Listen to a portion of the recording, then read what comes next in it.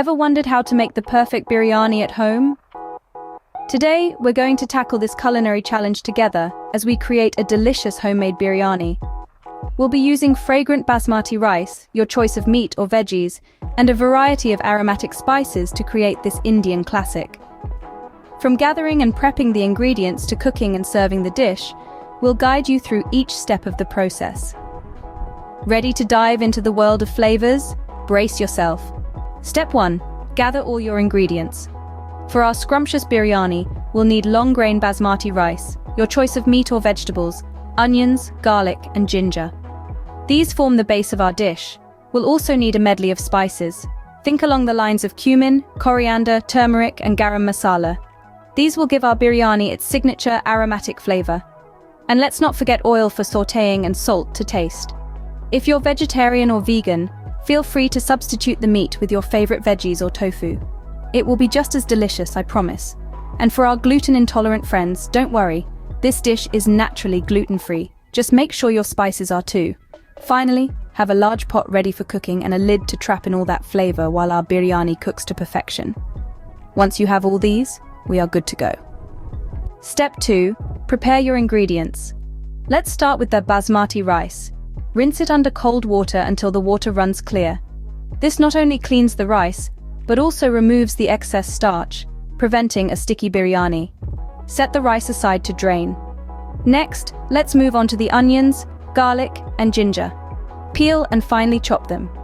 The smaller the pieces, the more flavor they'll release into the biryani. For the meat or veggies, ensure they're thoroughly cleaned. If you're using meat, cut it into bite-sized pieces.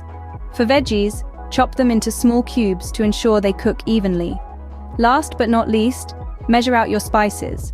You'll need a perfect balance of flavors for the biryani, so this step is crucial. With everything prepped, we're ready to start cooking. Step 3. It's time to cook. The magic of biryani comes together in the cooking process. We've got our ingredients prepped and ready to go, and now we're going to bring it all together in a symphony of flavors. Let's start with the rice. You'll want to cook your basmati until it's about 70% done. This might feel a bit undercooked, but trust me, it's the secret to getting that perfect fluffiness in your final dish.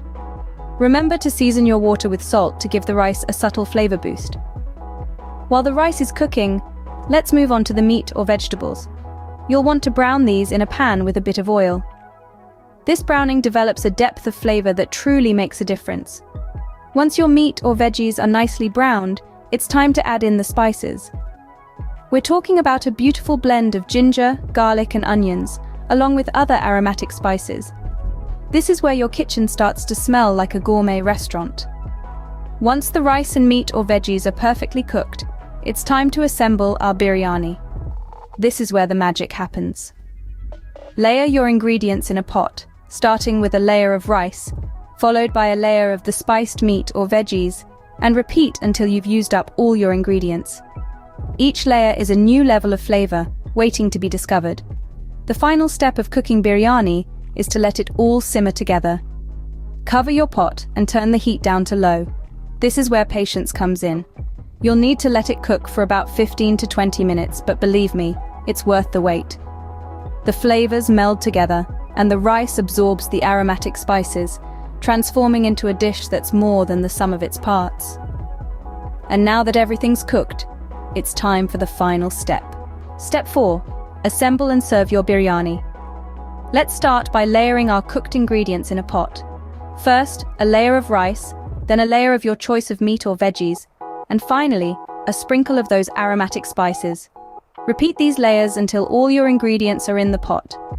Now cover it up and let it simmer on a low heat for about 15 to 20 minutes. This is where the magic happens, as the flavors mingle and infuse into each other, creating that unique biryani taste we all love. When it's ready, fluff the biryani gently with a fork to mix the layers. Presentation is key, so serve it on a beautiful platter, garnished with fresh cilantro or boiled eggs for that extra touch. Side dishes like raita or a simple salad complement the biryani perfectly, adding a refreshing contrast. And there you have it, your homemade biryani is ready to enjoy. Congratulations on making your very own biryani. You've just mastered a recipe that's rich in flavors and steeped in tradition. From prepping the ingredients to layering and cooking, We've journeyed together through every step. Now it's your turn to let the world in on your culinary adventure. Share your biryani masterpiece and cooking experience. Give this recipe a try and share your results.